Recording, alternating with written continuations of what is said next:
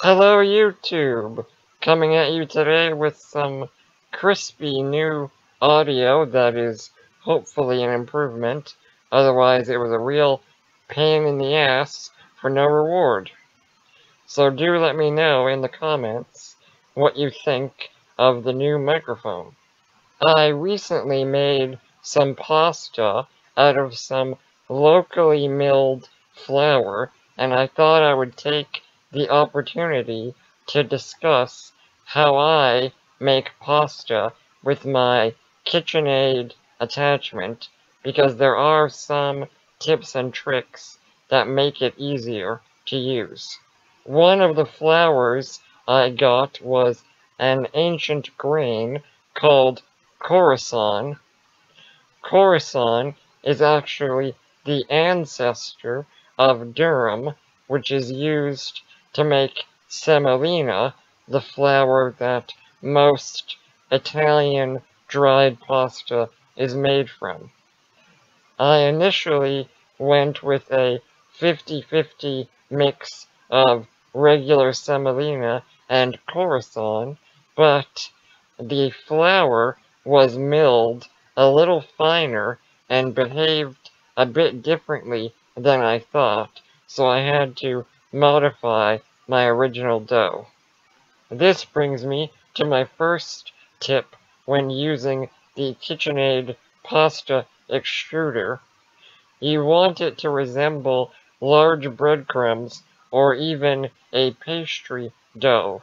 It should be quite dry and crumbly, but when you squeeze it in your hand, it does briefly stick together. To achieve close to that texture, I ended up adding a bit more semolina and water so that the dough was roughly 60% semolina and 40% of my ancient grain flour. In general, you want your dough to be roughly 30% hydrated. That means for every 100 grams of dry ingredients in your recipe, you want to add roughly 30 mils or 30 grams of water. When discussing cheaper pasta extruders like this one, I have heard from some chefs that they think a higher hydration dough would work better, but I have found just the opposite.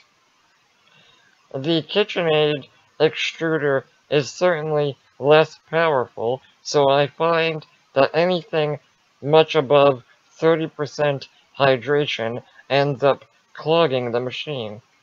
And definitely do not use the recipe that comes with the pasta extruder, as I don't see how that would work very well at all. Once you've made your dough, you want to let it rest, although in a pinch, you could probably skip this step. To rest your dough, you want to wrap it tightly in plastic wrap, or even better, seal it in a vacuum bag. Now we come to the most important tip for using this kind of pasta extruder, and that's how you add pasta into the hopper.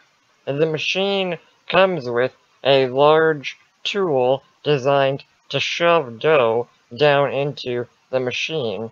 However, I would use this as little as possible. Instead, you want to add dough into the machine in small, slow chunks.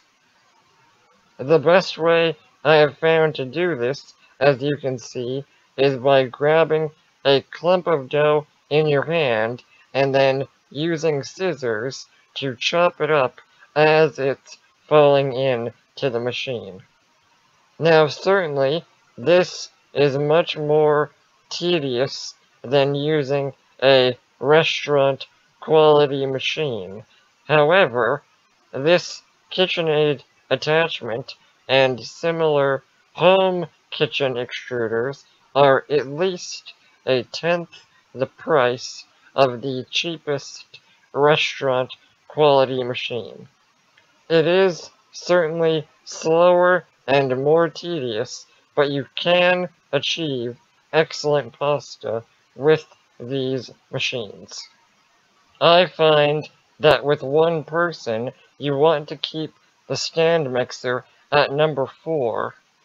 This is a good speed so that the person can add the dough in a slow, steady stream while still being able to cut the noodles. Finally, we come to drying the pasta. In general, I find that this kind of dough dries excellently. For spaghetti, I like to hang the noodles up because I find that in nests they tend to stay clumped up when cooking. For most other shapes, you can simply put the noodles on a tray and leave them out for a day or two. If you have a fan that you're not using, you can also place that near the pasta to increase air circulation. So, to recap, if you want this kind of machine, or maybe you already have one, I really recommend these tips so that you can make high-quality pasta without springing for an extremely expensive machine. Use semolina. At least 70% of your dry ingredient should be semolina until you get more familiar with the machine. Go with a low hydration dough, 30%, maybe a little more, but not too much more. Add the dough to the machine in small, slow chunks in a steady stream, and you'll get the best results. I hope you enjoyed this video and found it useful. If you did, please share it and consider subscribing.